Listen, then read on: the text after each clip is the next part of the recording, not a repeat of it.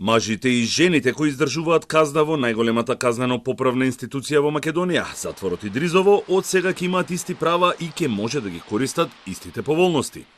Министерот за правда Кренар Лога идната недела ќе го потпише новиот правилник со кој се отстрануваат забелешките кои ги утврди Комисијата за заштита од дискриминација во случајот со Гордана Јанкуловска и кои потоа беа доставени до Министерството.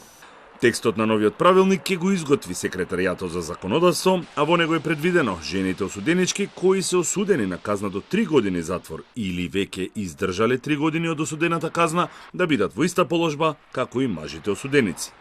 Беше направена неправда кон осудените лица од женскиот пол.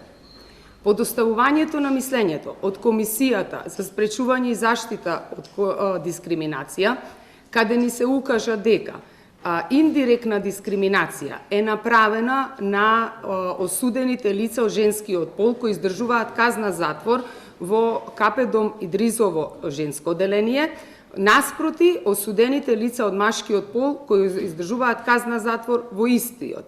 Осудените лица од женскиот пол ќе можат да ги користат погодностите кои што се за на осудени лица од машкиот пол. Значи, доколку осудено лице од женскиот пол, кое е осудено на казна затвор до 3 години, или издржало казна затвор 3 години, ќе може да ги користат погодностите согласно правилникот и куќниот ред на КП Дом Идризово.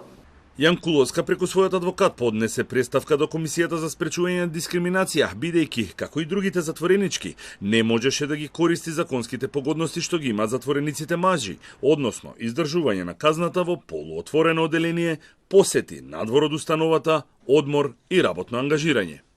Комисијата утврди дека постои директна дискриминација кон осуденичката Јанкуловска од управата за извршување на санкции.